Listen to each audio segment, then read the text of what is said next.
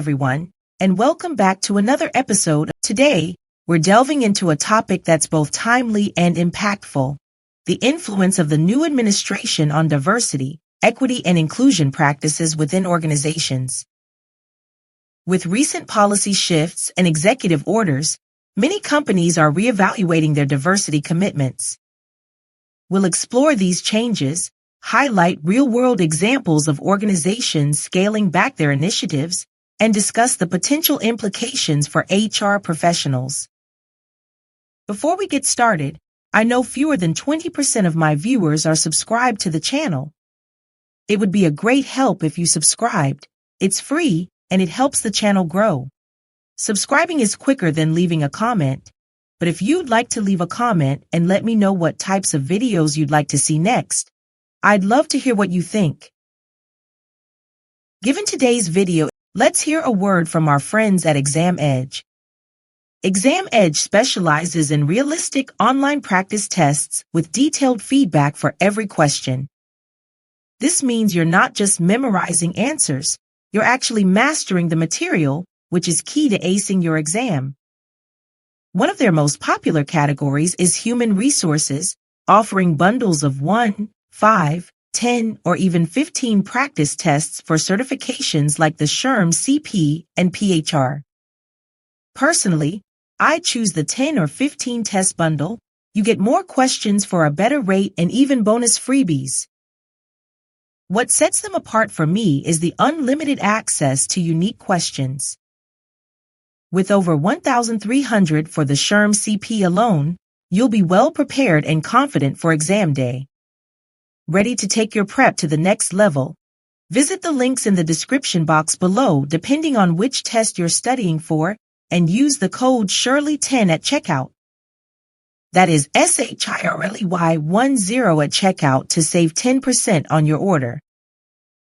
By using my links, you'll not only save money, but also support this channel. Let me know in the comments if you've tried ExamEdge or have any questions. Happy studying!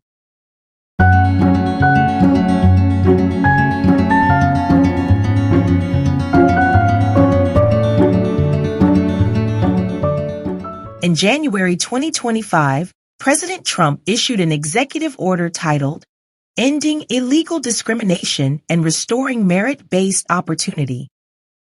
This order mandates the elimination of DE&I programs across federal agencies and encourages the private sector to discontinue diversity initiatives that may constitute illegal discrimination or preferences.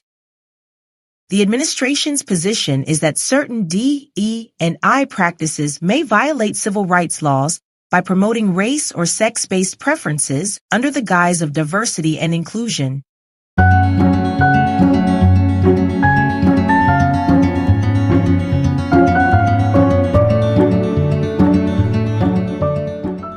In response to the new administration's directives, several prominent companies have begun to reassess, and in some cases, scale back their diversity, equity, and inclusion initiatives. The investment bank Goldman Sachs has ended its policy requiring companies to have diverse boards to be eligible for initial public offerings. Previously, the investment bank mandated that companies have at least one diverse board member, a policy that was later expanded to 2, including one woman. This change aligns with the administration's emphasis on merit-based criteria and reflects a broader corporate shift away from mandated diversity metrics. Professional services firm Deloitte has overhauled its DE&I commitments, including ending diversity goals and reports. Additionally, Deloitte has requested that employees working on government contracts remove gender pronouns from their email signatures, reflecting new government practices. This move indicates a shift towards a more neutral approach in workplace communications and policies. Meta, formerly Facebook, has scaled back its programs as well, including those related to hiring, training, and supplier diversity.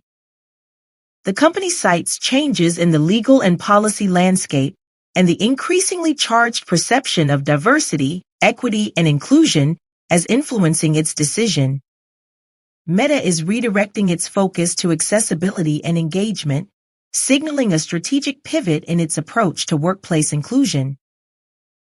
Entertainment giant Disney has stopped using diversity, equity, and inclusion as a metric for executive pay and is removing advisories about negative depictions in older films like Dumbo and Peter Pan. This shift reflects a broader trend where U.S. corporations are moving away from social issues to focus more on financial performance. Moving into retailers, Target has announced the termination of specific programs supporting Black employees and businesses. This decision aligns with a broader trend among corporations reassessing their initiatives in response to evolving political and social climates. Global e-commerce platform Amazon is in the process of winding down certain diversity programs that are considered outdated. The company emphasizes its commitment to fostering an inclusive workplace, but is reevaluating initiatives to ensure alignment with current business objectives and regulatory guidelines. Walmart has withdrawn from diversity commitments as well, including participation in human rights campaign surveys. This move reflects a strategic decision to concentrate on core business operations while maintaining a general commitment to inclusivity.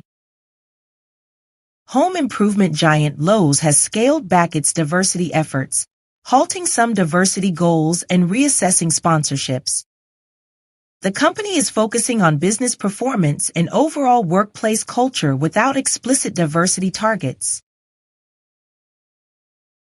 Competitor Tractor Supply has cut back on diversity-related programs and sponsorships as well, emphasizing a shift toward core business priorities rather than structured DE&I commitments. John Deere has decided to reduce diversity investments as well. Together, Lowe's, Tractor Supply, and John Deere reflect resistance to such initiatives in industries like agriculture, where corporate diversity efforts have historically been less prominent. While automotive giant Ford has reduced its involvement in diversity initiatives and opted out of specific programs and external assessments, the company maintains a diverse workforce. However, it is reassessing the structure and scope of its diversity and inclusion efforts. Harley-Davidson has scaled back its diversity initiatives, discontinuing certain programs, and reassessing its approach to diversity and inclusion. The company aims to focus on core business objectives while maintaining a commitment to an inclusive workplace. The Golden Arches has decided to retire its diversity goals and pause external surveys related to diversity, equity, and inclusion. While the company continues to emphasize inclusivity, it is shifting focus toward business performance and internal metrics rather than public-facing diversity benchmarks. PBS has shuttered its Diversity, Equity, and Inclusion Office to comply with recent federal directives against diversity programs. This move highlights the influence of political shifts on public institutions and their strategies. Investment management firm BlackRock has reportedly softened its approach to environmental, social, and governance investing, including its diversity-related priorities, as backlash against corporate DE&I policies continues to grow. These developments illustrate a significant shift in corporate diversity, equity, and inclusion strategies, influenced by political directives and changing societal expectations. HR professionals must navigate these changes carefully, balancing compliance with federal mandates and the cultivation of an inclusive workplace culture. The long-term consequences of these policy reversals remain uncertain, but they will likely shape the future of workforce diversity and corporate accountability.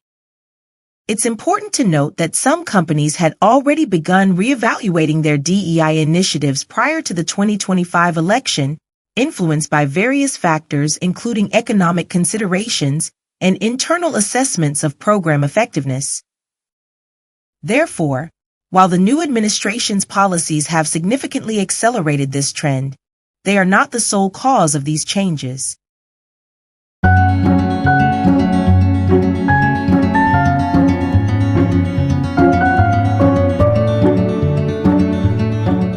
scaling back of DE&I initiatives presents several challenges and considerations for HR professionals.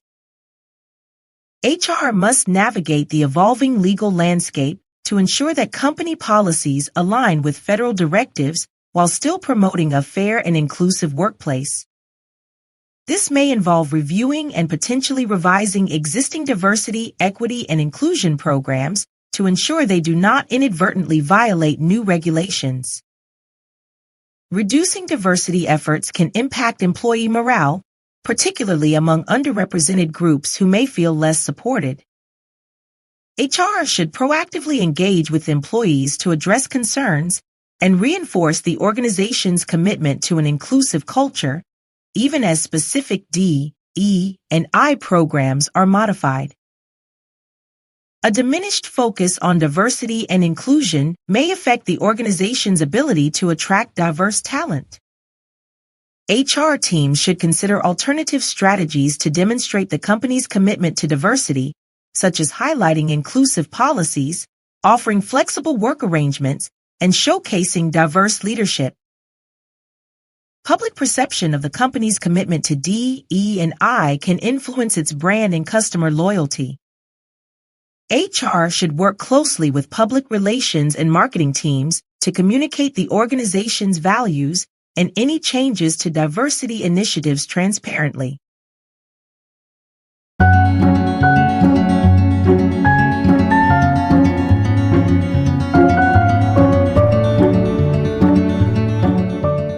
As the new administration reshapes the landscape of diversity, equity, and inclusion practices, organizations must carefully balance compliance with federal directives and the cultivation of an inclusive workplace culture.